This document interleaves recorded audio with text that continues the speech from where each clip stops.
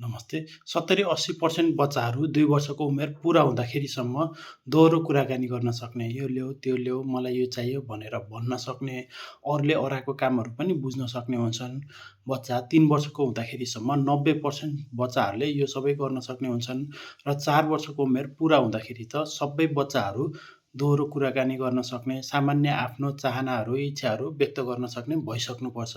यति भन्दैमा पनि जुनसुकै बच्चा पनि 2 वर्षको हुँदाखेरि दोहोरो कुराकानी गर्न सकेको छैन भने त्यो नर्मलमै पर्छ कि पछि गएर आफै बोल्ने हो कि भनेर हामीले पहिल्यै पूर्वानुमान गर्न सक्दैनौँ।